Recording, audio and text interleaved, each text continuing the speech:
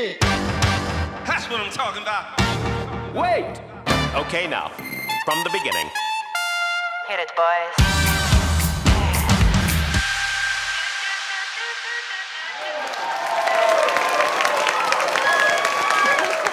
Welcome to the Conscious-ish show. I'm Mia Lux. I am your host and your spirit guide for this experience. And my guest today is, of course, the best-selling author and international lucid dreaming teacher, Charlie Morley. You know, lucid dreaming, as Charlie taught me, it's about more than just like having wonderful dream sex and flying around.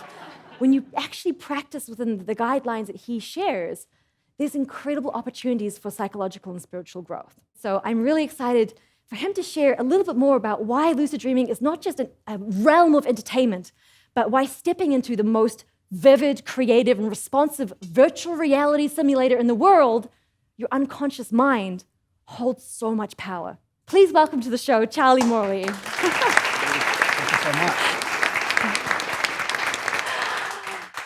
Hi, Charlie. How you doing? I'm good. I feel like we're breaking the rule of the maximum amount of psychedelic patterns allowed in one shot. We're rolling. This is it. But welcome to the show. Thank you so much for being here. Lucid dreaming. Mm-hmm. Let's just start with what is lucid dreaming, because there's some confusion about what stage of sleep it is, or what it looks like, or what it feels like. So if you wouldn't mind just kind of giving us a little bit of a lucid dreaming 101 on what the practice looks like. So first of all, a lucid dream, by its definition, is a dream where you know that you're dreaming as the dream is happening. So you're sound asleep. You want to know what someone looks like when they have a lucid dream? They look like this. It's like you're totally asleep. You're not in the hypnagogic state, which is the first stage. You're not in light sleep, the next bit. You're not in deep sleep. You're right at the end of the cycle, REM dreaming sleep. So from a psychological point of view, it's defined as the reactivation of self-reflective awareness within the seemingly unconscious dream state. Okay. What does that mean? It means you're sound asleep, you're dreaming away, and you go, oh, wow, this is all a dream. If you've had that experience, that's lucidity. So the self-reflective ability, that's you coming back to your senses? Yeah, so basically you're in the dream, and you go, oh, wow, I'm dreaming.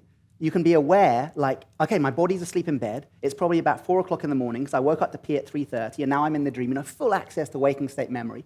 And you can decide what to do. You can be like, oh, cool, right, so I'm in this virtual reality simulation of my own psychology. What do? I can choose to fly or have sex with movie stars or do deep psychological and spiritual work. Yeah, that sounds great. Yeah, Imagine you trying to sell that. You can have sex with anyone you want and fly. Or you could meditate. I mean, whatever. Yeah, totally. It's a hard sell, right? Charlie, Yeah. until you experience. And we'll get there, but until you experience it, and then it's not a hard sell. What about the brain state? Because this is something interesting. Some people say, like, is lucid dreaming a real thing? Yeah. Are you just imagining that you're dreaming that you're dreaming? Tell me a little bit about the brain science. Yeah, so lucid dreaming's been like a scientifically verified phenomenon of REM dreaming sleep since 1975. Hull University in the UK, they did these studies where they got people to send a signal from the lucid dream state by flicking their eyes. So they were actually saying, like, I'm lucid in here, and I'm flicking my eyes to communicate with the sleep lab. So they're like, oh shit, this thing's real, right? Then you had Stanford Research Laboratory a few years later, did similar things, the famous Dr. Stephen LaBerge. But then in around like 2010, 2011, they got the first proof of a lucid dream in an fMRI scanner.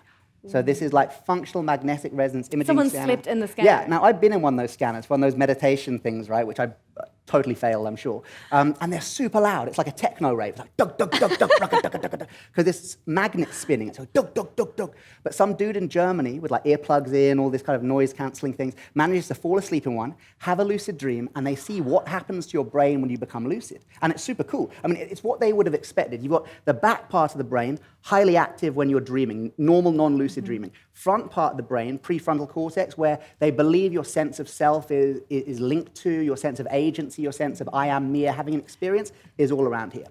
That's switched off when you're non-lucid, right? So that's why you could have a dream and you're a man or a woman or a queen or whatever. Exactly. It's how you can dream impossible things, because your sense of self is kind of either switched off or highly diffuse.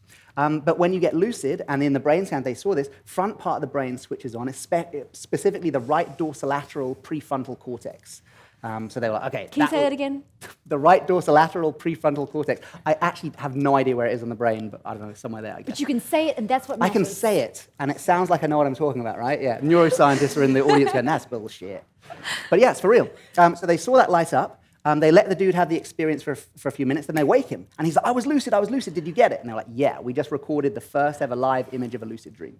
So once they had that, they had loads of research funding. Suddenly lucid dreaming is becoming so popular because they've proven it a second time, but now they've proven it kind of live with all the modern day science. So we know this is real. That's incredible. I remember reading one of your books, you're saying that when you become lucid, you go into gamma, which is like the meditation kind of brainwave, right? Yeah, so gamma is a brainwave usually associated with long-term meditators, like more than 10,000 hours meditation. When they did those studies in the early 2000s with all the monks who'd done more than 10,000 hours, they found that when someone gets lucid and you have the activation of the brain, they go into gamma, which is really interesting because it's almost as if they're meditating. It is a form of meditation. If we can define mindfulness, or one definition of mindfulness, as knowing what's happening as it's happening, awareness of present state consciousness, that is what a lucid dream is, knowing that I'm dreaming as I'm dreaming. So no wonder the brain goes into gamma. And of course, this is why in Tibetan Buddhism it's been such a powerful spiritual practice, because if you meditate within a lucid dream, it's like meditation within meditation. It creates a very powerful upward spiral of energy. And it said that you have 7 times the power of consciousness in the lucid dream compared to the waking state. This is what the Buddhists say. So this would explain how you can do healing in lucid dreams and have these massive experiences. But from the science point of view, they'd say, okay, well, maybe it's to do with the gamma, or maybe it's to do with neuroplasticity. Because this is the cool thing, like when you're having a non-lucid dream and the front part of the brain isn't activated, neuroplasticity doesn't work in quite the same way, which is like neurons that fire together, wire together, right? So the biological basis of habit. But the cool thing is, once you get lucid, neuroplasticity becomes engaged, which means you can literally learn and get better at stuff in the lucid dream. So your brain will groove in what you're learning. Yeah, and exactly the same way as if it was the waking state. Yeah, your brain doesn't think, oh, Mia's having a lucid dream. Your brain thinks, Mia's awake, and she's doing whatever she's doing. Okay, so who can do this? Because you're talking about a brain state that people often work hours and hours and hours at this spiritual practice to achieve. I can imagine the Tibetan Buddhist monks, they've been practicing this, within their sort of solitude. So who can realistically actually achieve lucid dreaming? Everyone.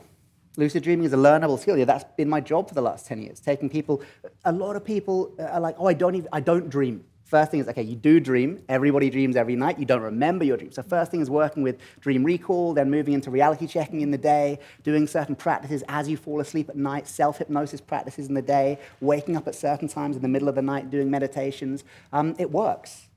But even for people who think they can't lucid dream, a Harvard study showed that children experience lucid dreams as part of their brain development.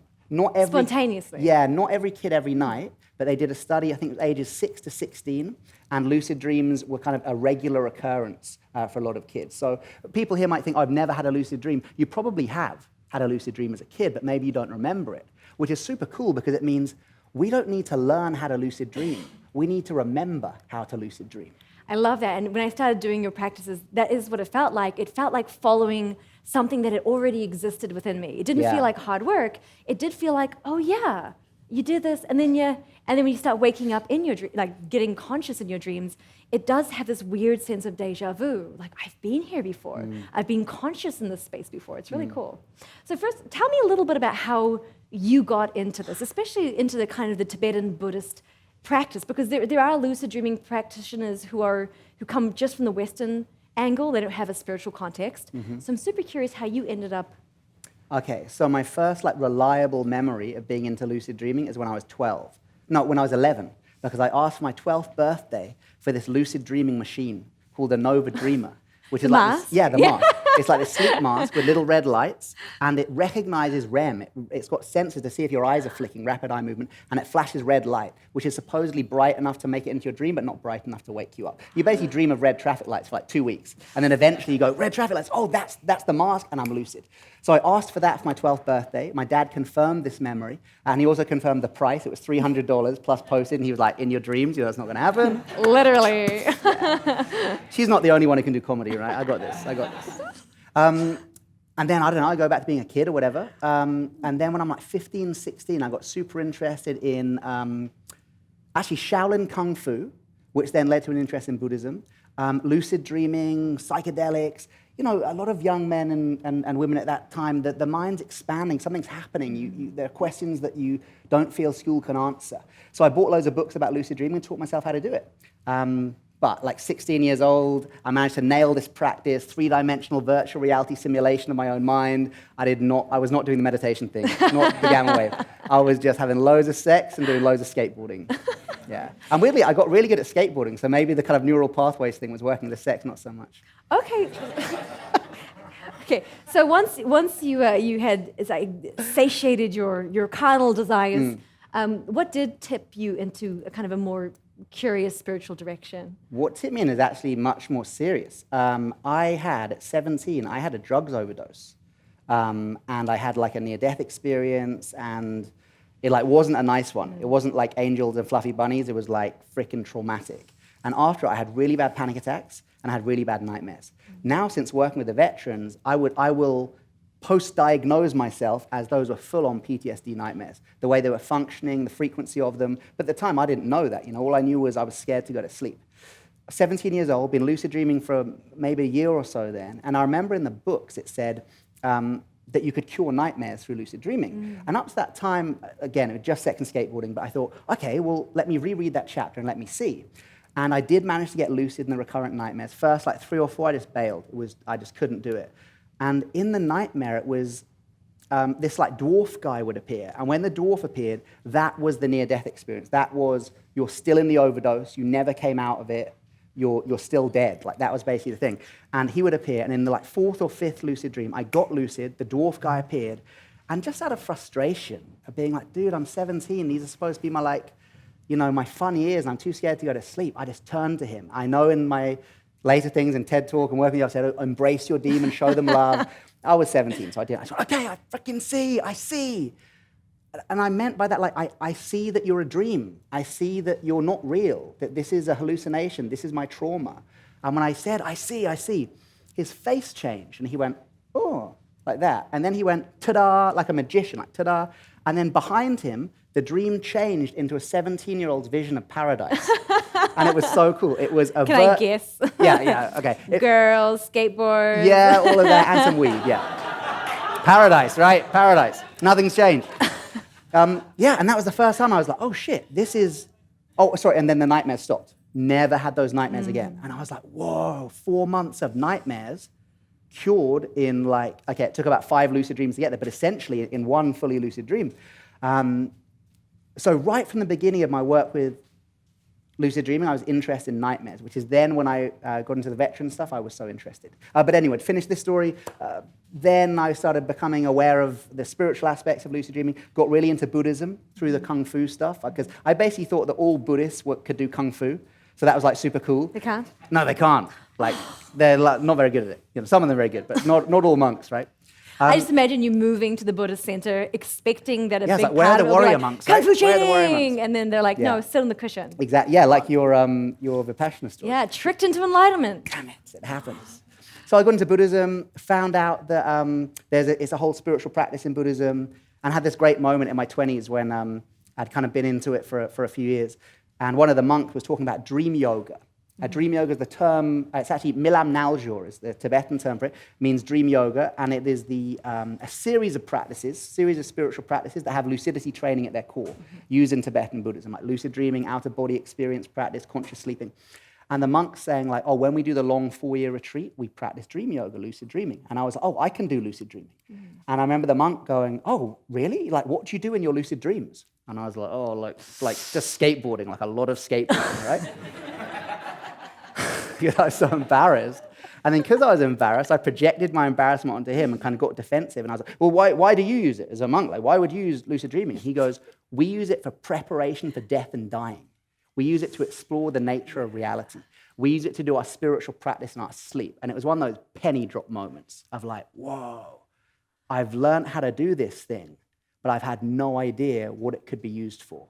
And then I started reading all the books, started hanging out with my teacher, Lama Yeshe Rinpoche, entered into a kind of apprenticeship with Rob Nairn, another Buddhist teacher, and then got really into it. It's impressive because you've been doing this since you were a young person, and it's, if you haven't read Charlie's books, I highly recommend it. You go through what I would say is like the levels of lucidity in terms of what happens when you first start getting lucid, because there are kind of like levels to the experience, and what you can do in a lucid dream is different depending on like your skill level and how long you've been practicing and your intention. So I was wondering, could you take us through maybe just like a quick run of what are some of the things that people can do in their lucid dreams? Like, why would we really want to use this? Okay. First thing I want to do is talk about a study they did with sports people. Not that I'm saying you have to do sports in your lucid dream, but this study sums up many of the benefits of lucid dreaming. So when they discovered the neuroplasticity thing through lucid dreaming, they were like, okay, what's the easiest way we can kind of see if this works or not, skills rehearsal-wise? So they teach lucid dreaming to a bunch of German athletes. They taught like 120 German athletes. I think only about 30 of them kind of made the grade who could regularly have lucid dreams. It takes like weeks and maybe months, actually, to get a stabilized lucid dreaming practice. And all the amazing things doing lucid dream, meeting your inner child, curing nightmares, meeting God, all this stuff. They spent like months learning to lucid dream. And for the study, they wanted to see if they would get better at squats by practicing in the physical lucid dream. Squats, yeah, right? So they see how many squats they can do in the waking state, then get them to go into the lucid dream and practice squats. So they spent months getting lucid, and all they're allowed to do in the lucid dream, so they're asleep in bed, right? But in the dream, they're dropping squats, right? And there's no gravity, so you can drop like loads of squats. And the next day... Nice squat. Nice squat, thank you. I've been working on it just for today, actually, just for today. You're practicing in your sleep. Practicing in my sleep. And then basically, long story short, they check on the next day, they could do more squats. They're like, what? They got better at a physical action by practicing in their dreams. Then there were things like increased muscle mass. Now, okay, that's nuts because you are not moving your muscles in the dream. No. But by practicing squats in the lucid dream, they were able to do more squats in the waking state that then led to increased muscle mass. They did the same with press-ups. Oh, and the latest one I was in, a 2009 study, came out in February. They had a group of 25 martial artists, people who are good at martial arts and good at lucid dreaming. And we had to go into the dream and practice this, in the lucid dream, practice like a kick sequence and stuff. And 80.3% of the martial artists in the study got better at the kick sequence in the waking state after practicing in the dream. I embarrassingly was one of the 20% that did not get better at it. Damn it, super embarrassing. So you can actually get better at stuff. Okay, so if that's the science, let's then widen this out. Let's apply this to things like working with self-worth. Mm-hmm. Think what happens when we do our meditation in the lucid dream, when we practice kindness in the lucid dream, when we be the person we wish we could be, if we could move beyond the blocks of fear that stop us being that person. It's not just psychological, it's physiological. So anyway, on the basis of this, you can use lucid dreaming to work with nightmares. So this is the stuff I've been doing with the veterans. If you can train them to know that they're not really back in Iraq, they are dreaming they're back in Iraq, that can have a powerful deconditioning process on the stuck record of PTSD nightmares. It can kind of lift the needle and allow the trauma to be integrated. You can work with inner child work. So let's say you've got trauma from childhood. You can call out to meet psychological personifications of your own psychology. You can call out to meet them in a lucid dream, and that's unique. So what's an example of that? Maybe you could tell us, like, what was the most profound representation or personification you met in a dream? Okay. Actually, no, it's profound and it's funny. I wanted to see what would happen if I became lucid and I called out to meet my divine feminine. Mm-hmm. So in Buddhism, there's a lot about divine feminine. There's green Tara, there's white Tara, the 21 emanations of Tara, all this stuff. So I'm thinking, okay, if I get lucid and I call out to meet my divine feminine, it's going to be some angel woman or something like that, right? So I get lucid and I'm like, okay, I know I'm dreaming. I know my body is asleep in bed. What did I want to do? Because you can like remember what you plan to do, right? So I think my dream plan is to meet my divine feminine. So I call out, divine feminine, come to me. I want to meet my divine feminine. Then this music starts up. Ba-da-bum-bum, bum-bum, ba-da-bum-bum. And I was like, what the fuck? And then these doors swing open, and these three dudes come out the door, big guys, like security guard guys. One black dude, one white dude, one Sikh guy, like Indian Sikh guy with a turban. And I'm like, oh, maybe because you can interpret your dream while you're in it, in a lucid dream. That's the cool thing. So I'm interpreting it, going, oh, maybe my divine feminine is actually super masculine. I've got it all wrong, blah, blah, blah. Then the music goes up even further, and I realize, no, they're the entourage. They're the security. And out of the door comes freaking Beyonce. And she's sassy as anything. Like, she's like, bum, bum, bum, bum, bum, like that. And I was like, oh my God, it's Beyonce. Your divine feminine was Beyonce. Yeah. I think all of our divine feminine is everyone, Beyonce. Right? What more do you want? And then the dream kind of switches, the scene switches, and suddenly she's lying naked, actually, on this like chaise lounge thing. But her power, it was like, even though she was naked, like, sexuality seemed so gross in this interaction. There was nothing, I was too scared to have any sexual attraction towards her. It was just like pure power of woman. And then I said to her, like, I was actually kind of looking up at her. I was on the floor at this time, looking up. And I go, you my divine feminine? She goes, no, honey, you are. And I was like, whoa. I mean, of course I am. What was I thinking? That the divine feminine is some external entity from the collective unconscious? The divine feminine is that aspect within every man, woman, and human that is connected to feminine energy, that is that divinity of the female. Then I'll ask you, this is a great segue, to talk about dream figures. So, in our dreams, whether they're lucid or non-lucid, we have these, characters and animals and all these incredible imaginative kind of personalities that come into our dreams. What are they? Like, when you're in the dream and you interact, like, what are they? And where do they come from? And Okay, so one view is that everything in the lucid dream, or at least like 99% of everything in the lucid dream, is an aspect of your own psychology. So some of the dream figures are kind of like extras on a movie set. And if you interact with them, they haven't got any lines. So they kind of don't know what to say. But then they're also the main actors who you can interact, and they're kind of like archetypes. And you can say, like, what do you represent? And they'll say, I'm something from your childhood. I'm that thing your father said. And you're like, whoa. They'll actually tell you what they represent. So you have kind of like extras on a movie set, and then you have these very powerful figures, which might be kind of internal archetypes, things like the inner child, the divine feminine, whatever it is. And then sometimes you have dream guides. Now, this is nuts. If you're ever in a lucid dream and you're kind of looking around and let's say you get lucid in New York City and everyone's walking around, you're going, oh my God, everyone's me, this is so cool. If ever there's a figure just standing there looking at you, I tend to go up to them because they can often be dream guides. And you'll go and say, well, you can say, like, who are you? And they'll say, I'm here to show you something. And you're like, this is nuts. And they'll take you and show you some part of your psychology, or take you to a room. And then inside the room, there's like all these images from childhood. And you realize, whoa, this is like a childhood trauma room. Wow. And when I became lucid, the dreamer had chosen, like, oh, now we've got a conversation going with him, bring him to this trauma room so he can integrate. Because like if every time we dream, as Jung said, every time we dream, a letter is being written from the unconscious to the conscious mind. A lucid dream is like a face-to-face conversation. It's like the letter writer's in there writing to you, and it's like, oh, dude, you've like walked into my office. Let's talk. Let's chat. Let's talk about that, because meeting the letter writer, actually having the direct interaction with your unconscious mind, is such a startling experience. Because apart from talking to dream figures, there's this ability to call out and actually speak to the dreaming mind itself. So maybe you could share a little about that. Yeah, I mean, you can call out questions to the dream itself, and you'll get an answer. How do you explain what that is to people? I call it the dreamer. I say there's some consciousness that creates and plays out our dreams. Dreams aren't random. Sometimes they seem random, but a lot of the time they've got narrative, they've got subplot. It's like just before your alarm goes off, they tell you who the murderer was, and you're like, wow, they even know how long I've got till I wake up. There's an intelligence there, right? So I call that intelligence the dreamer. And I think that's what's answering when you ask these big questions. It's like the director on The Truman Show. When I'm calling out divine feminine come to me, he's the dreamer's like going, okay, do Beyonce, come on, send in Beyonce. He'll totally connect with that. Whereas someone else does it, and their dreamer goes like, oh, send in like Mother Mary. They'll totally connect to that. There's some intelligence there which is responding. And some people call it God. I mean, we know that the unconscious mind doesn't forget. It is a huge hard drive of experience. So imagine if every book you've ever read, every spiritual course you've ever done, every good piece of advice you've ever been given is all stored in your mind, like in a library of knowledge. If you get the keys to that library and you speak to the librarian, the dreamer, you might call it God, because it would be such an infinitely huge level of intelligence and awareness that you may well call it God. So who am I to say it's not?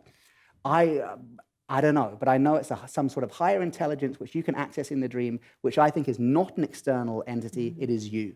Well, you write in your book about this idea of the unconscious mind that watches and listens and experiences everything we experience, but remembers it. Yeah. And if you had a lucid dream, you know this. When you get lucid in a dream, you realize very quickly that the dream is not dreamy. Yeah. We have this misconception that dreams are like vague and fuzzy, and it's just because we don't really remember them, we're not really paying attention. But when you get lucid and you realize that the reality you step into is as real as this one. Yes. You can touch it, you can taste it, the wind, the physical experience. It's so powerful and convincing. I remember looking around one of my dreams at the architecture, just the extraordinary architecture, and then the plants with flowers, and just being like, I don't understand how my mind is able to create such extraordinary detail. Exactly. And in fact, in many ways, your experience of that lucid dream wasn't just reality, it was hyper-reality. Yes. Because And that's not hyperbole. It's like your experience of reality right now is limited. It's limited by your 5 sense organs being filtered by the 6, right? Maybe your eyesight's not so great. Maybe you've got perforated eardrum like me, or your hearing's not so great. But in the lucid dream, when people are like, they wake up and say, how come I could see every bit of dust on the carpet? How could I see every blade of grass? Because you weren't seeing through your eyes. You were seeing through your mind. How come when I taste in the lucid dream, was it such a powerful taste? Because you weren't tasting through your tongue and your nose, you were tasting through your mind. So it's not just reality, it's hyper-reality. And it calls into question, number one, how brilliant the human brain is at creating and sustaining illusion. If you've been in a lucid dream and you're like, oh, pinch myself to see if I'm dreaming, you feel pain. You're like, but I'm asleep. But by doing this, I feel pain. You can feel the hairs on your arms. You're like, this is nuts. I've actually got a virtual reality simulator in here. It's my brain, it's my mind. But then when you wake up and you hear these mystical teachings from the Sufis, from the Buddhists, from the esoteric, from the Gnostic Christians even, that says what we think of as externally existing dualistic reality is in fact a non-dual collective projection of the mind. You think, okay, maybe there's a little bit more. Absolutely. possibility to I've always been, it's very hard for me to learn theoretically. I have to learn experientially. I think most people do. And that lucid dreaming was the first time where I woke up and I looked around at the world around me and went, this could be a type of simulation. Yeah. This could be a level of illusion. There might be something else that sits behind this. This could be, just a bigger dream. And, for me, when I started lucid dreaming, it was because I had a really crippling fear of death. My husband at the time was very sick, and I was having these like flashbacks to childhood where I would stay in bed all night, just like freaking out about death, and I was keeping myself up at night. And it was actually the experience, which I'd love to talk to you about soon, about how to actually get lucid. And there's a technique called falling asleep conscious, where you stay in bed. So when you're about to go into a REM cycle, so more in the morning than the evening, and you lay in bed. And I kind of did it by accident. I was a very, very amateur lucid dreamer, which means I wasn't self-restricting it. And I lay there and I was kind of like waiting to fall asleep again. And then I felt my body go into sleep paralysis. And this can be a very scary time. This is when people have, the audio hallucinations. You can't move. But if you breathe through it, if you meditate through it, you pass through it and you go into the hypnagogic state. And I saw all the images forming around me, and it coalesced into a 3-dimensional dream. And I had the experience of literally moving out of my body that was lying in bed and shifting into my dream body, going from one 3D reality into another 3D reality, completely conscious the whole way through. It's like you're in your dream body. And after I had that experience, that sort of transition of consciousness, there was the possibility in my mind that when we die, maybe we just transition. Like maybe there are types of non-physical consciousness. And I'd never, ever been able to hold that possibility before. So that's what was radical for me. And exactly that practice you did, specifically falling asleep consciously, is the Tibetan Buddhist lucid dreaming practice that especially prepares you for conscious dying. I mean, there are other ones that prepare you, but that one especially, because it said the process of falling asleep directly mirrors the process of dying. The same dissolution of the elements that occur in sleep happen at a much greater level at death. So they say if you can nail that by the time you die, there's the possibility to die consciously. Okay, on it. I'm doing it. And if you die consciously, that's the possibility of enlightenment. That's why, you talk to kind of people in the West about lucid dreaming, that, is it like the Matrix? Is it like Inception? Like, yeah, it totally is. But that we kind of stop there. You talk to a Tibetan Buddhist Lama about lucid dreaming or dream yoga, they're going to take you seriously. Because they're like, whoa, this is one of our most profound practices that is usually not taught publicly, not taught outside of retreat, but somehow, around 10 years ago, it was made more open. And now we've had a decade of this stuff being able to be shared with non-Buddhists and Buddhists alike. Amazing. All right, well, how about we do a little bit about how to actually get lucid? Because I'm sure listening to this, people are like, I want to try. So what is the basic steps to starting to get lucid in your dreams? Okay, so I talk about the 3 Ds is like the first kind of steps to lucidity. First one is dream recall. So training your mind to remember your dreams. Everybody dreams every night. There's no way to stop the human brain dreaming because dreaming is linked to our evolutionary biology. In fact, they believe that the reason that humans came to be top predator on the planet was our ability to dream so vividly. All mammals dream, apart from the duck-billed platypus and the anteater. Really? Nice fact for you. Yeah, something to do with their visual cortex. They won't be having dreams in the same way, but every other mammal dreams. Especially humans' ability to have nightmares, they believe, put us on the roads being top predator, because let's say me and you are living in caves next door to each other in, I don't know, caveman and woman time, like 10, 20,000 years ago, let's say.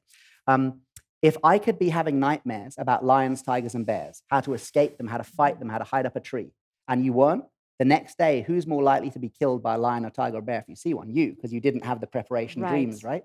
So it seems to be people who could have nightmares about threatening experiences and dream really vividly kind of survived longer and passed on their dreams. So everyone's dreaming, basically, every night. You can't stop it. Only major head injury would stop it. But we don't remember it. Most of the time, we don't remember because we don't try. Like when people say, oh, I don't dream, I say, when's the last time you tried to remember your dreams? And they look at me like it's a trick question. And I'm like, so tonight, try. Like, just sit on your bed and go, I'm going to test this dude, right? And you can do this tonight. Sit on your bed and go, I'm really going to remember my dreams tonight. I know I'm dreaming. He told me all the stuff about it, so it's true. I'm going to try. That, for many people, is enough. But if you want to take it one step further, I'd say when you're falling asleep tonight, you'll pass through a stage called the hypnagogic or the hypnagogic state. This is a transitional hypnotic state of mind. The brainwaves are actually exactly the same as those of hypnosis. You'll transition through this natural state of hypnosis as you fall asleep. So implant a hypnotic suggestion to remember your dreams, such as, tonight I remember my dreams. I have excellent dream recall. 3 or 4 minutes as you fall asleep tonight. Be saying that over and over. Very, very high chance of you remembering your dreams when you wake up to pee in the morning. So that's step one. Step two is to document your dreams in some way. So write them down in a dream diary, put them in your phone, whatever you want to use. Why? Not to interpret them so much, although you could if you want. By writing down, we download the unconscious process into the conscious mind. By doing that, that helps us remember the dreams. Every time you write down a dream, you're solidifying into your mind what your dreams are like. And if you want to get lucid, you need to know what your dreams are like. So let's say after a week of writing down your dreams, you start to notice, oh, I often dream of my dead grandma, or I often dream of being on that beach we used to go to as a kid, or I often dream I'm back at school. You start to see these patterns emerging. And with those patterns, your third D, you start to spot your dream signs, things that can only happen in your dreams and not happen in reality. Once you've spotted a dream sign, you make a trigger. So before you go to sleep, you say, well, if I see my dead grandma between now and breakfast, I've got to be dreaming. Or if I see, whatever it is, Donald Trump naked on the street between now and breakfast, I don't know. I'm probably dreaming. So you find your dream sign and then you set these triggers. So tell us also about then reality checks. Because you'll see I have a tattoo on my hand. The way that I got lucid was constant reality checks, and I find that super helpful. Yeah. So reality checking is based on the premise that you dream how you live. So if you spend your whole day walking around in tunnel vision, you're going to dream in the same way, and you won't notice that you're dreaming. But if you can spend your whole day, every time something weird or strange or unexpected happens, don't ignore it. Just stop and go, well, could this be a dream right now? Now, I'm not nuts. I know I'm not dreaming right now, but I'm creating a habit of mine that whenever something weird happens, I stop and I go, could I be dreaming right now? And then I look at my hand. I might do a hand check my fingers and thumbs. Okay, I'm awake. Because in a dream, if you check your hands twice in a row, often something changes. You might get an extra finger, your hand might melt. It's a thing to do with the brain network that doesn't get much blood flow in the pre-lucid dream state. So you try and use that brain network, it kind of glitches. It can't work detailed patterns. Also struggles with text. So you've got these tattoos you could put on, and then in the dream you try and read that, it's going to kind of blur, and then you'll know that you're dreaming. But the Buddhists don't use the hand check. They just use the contemplation. They'd say every time you experience something dreamlike in your day, don't ignore it. Stop, pause, and ask yourself, am I really awake? Am I on autopilot, or am I actually awake right now? And if you do that enough, you will start dreaming about it. Because you spend your whole day packing boxes, what do you dream about that night, right? Spend your whole day asking, am I dreaming? Am I awake? Am I dreaming? Am I awake? You're going to dream about it. And when you ask the question in a dream, you might get lucid. And so it's amazing. The lucid dreaming practice, it's, you think it's all about the nighttime, but the profound impacts for the living is what's blown my mind. Like lucid dreaming, lucid living. Yeah. Just the practice of actually being disciplined enough to be mindful during my day and to really look and see and appreciate the reality around me and to check, is this real? Yeah. Is really life-changing. Charlie, thank you. Thank you for joining us. Thank you for sharing your wisdom and for planting those seeds of lucidity. Thank you so much, Charlie. Thank you.